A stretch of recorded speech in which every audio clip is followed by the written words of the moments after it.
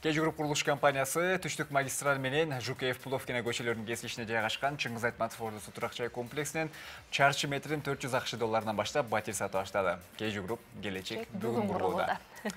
Жана муну дагы жөн жерин айткан жерибиз жок, себеп дегенде Кежуруп курулуш компаниясы жалаң гана жөнөкөй жарандарга, бай жарандарга гана эмес, керек болсо өзүнчө жардам катары көрсөтүп, баатыр энелерге дагы батир тартуулап келет. Дал ошондой батирлердин ээси Баатыр эне бүгүн бизде конокто. 10 баланын энеси Карабаева Айзада эжекебиз бүгүн бизде эки кичинекей кызы менен конокто. Кош келипсиңер, жөжөр. Жана албетте, өтө муктурайган бөбөктөрүбүздүн аттарын айтып өтөлү. Мариям Шамсидин кызы жана Хаджар Шамсидин кызы. Айзада эжеке, эң алгач эле бүгүнкү майрамыңыз менен куттуктап өтөлү. Энелер күнү деп белгилеп келебиз. Жыл сайын канча балам бар деп калдыңыз, өзүңүздүн оозуңуздан угалы. Менде 10 бала бар. 7 кыз, 3 эркек. Небереңиз? Небере, 2 небере буйруса 3-чү неберени күтүп атабыз. Абдан жакшы. Жакшы, аман эсен жарык дүйнөгө келип алсын дейли. Ошондой болсун. Эне катары айтып өтсөңүз, 10 баланы тарбиялоо оорчулук жаратпайбы? Оорчулук болот эми, балдарга жакшы тарбия жакшы болгула, балдарым жакшы өскүлө, ынтымактуу болгула, ырыскылуу болгула. Ушунтип эле тарбиялайм, мен балдар жакшы. Эң алды канча жашта дагы, эң кичүүсү канчада кенжеси? Эң улуусу 25 жашта, а кичинекейи 3 жашка чыгып калды. Канчоосу үй бүлө куруп кетти, канчоосу азыр колуңузда?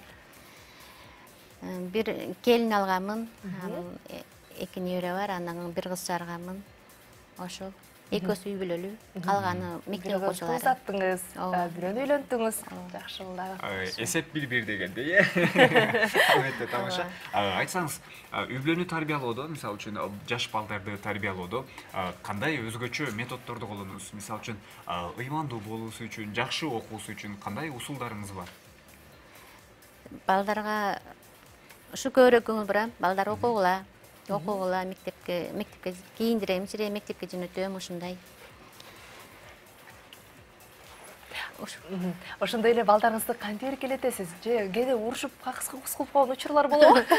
Эми болот дейм, жашоодо урушкак болот дейм, эркелеткен айланса да болуп эркелетем, ушул айланайын, күчүктөрүм деп ушул. Айланайын, тегеренейин деп. Айланайын, тегеренейин, садак болоюн деп. Чындыгында өзүңүз айтып калдыңыз, 10 баланы тарбиялоо бул оорчулукту жаратат чындыгында депчи. Анан айтсаңыз, мисалы үчүн азыркы учурда көпчүлүк жаш балдар эшикке көп чыкпайт. Эмне десе техника. Бардыгыбыз техникага байланганбыз, 21-кылым техниканын дүйнөсү. Сизде дагы ошондой көйгөйлөр жаралабы? Жаралат, убак саат менен көрсөтөм, убак саат менен сыртка чыгып ойноп турам. Ушундай. Демек бардыгы өз ченеми менен, э? Жакшы. Мынакей өзүңүз да айтып калдыңыз, Кежуруп курулуш компаниясынан буйруса там алдык деп. Буйруса киргенде жаңы конушуңуз кут болсун дейли.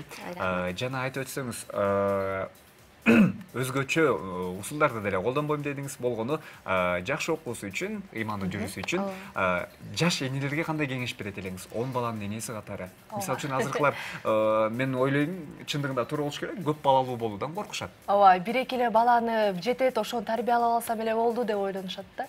Мүмкүн бул ою кыскалык кылып жаткандыр, сиздин оюңуз боюнча. Менин оюм боюнча эми Алла Таала берип аткандан кийин дөйрөй бериш керек, чоңойтуш керек, рызкын Алла Таала берет өзү.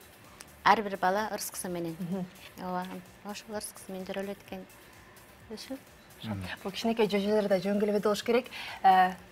Ооба, кичинекейлерге дагы сөздү суроо беребиз. Андан сырткары айтып өтсөңүз, сиз өзүңүздүн энеңизден кандай тарбия алдыңыз, апаңыз кандай тарбия берди эле жана эң өзгөчө эсиңизде калган акыл насааты? Жакшы бол кызым, ыймандуу бол.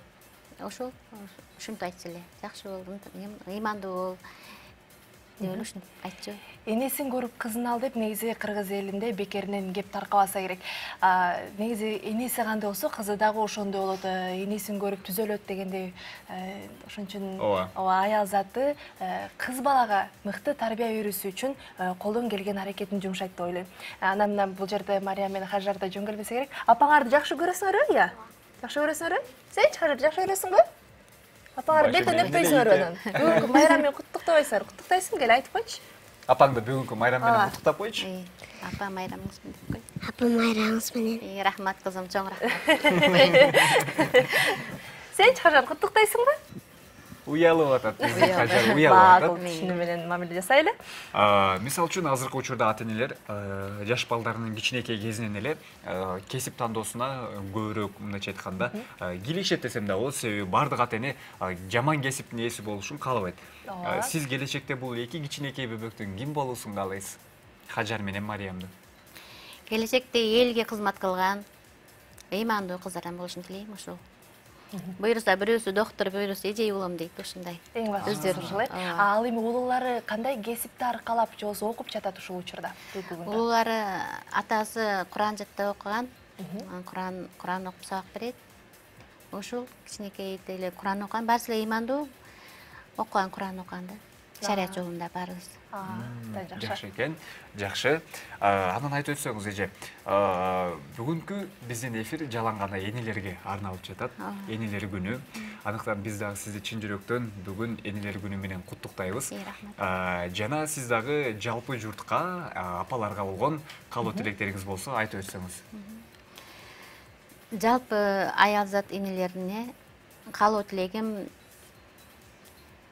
эч убакта оорубагыла, балдарынын сый урматын көрүп көпкө жашап жүрө берсиндер ушул.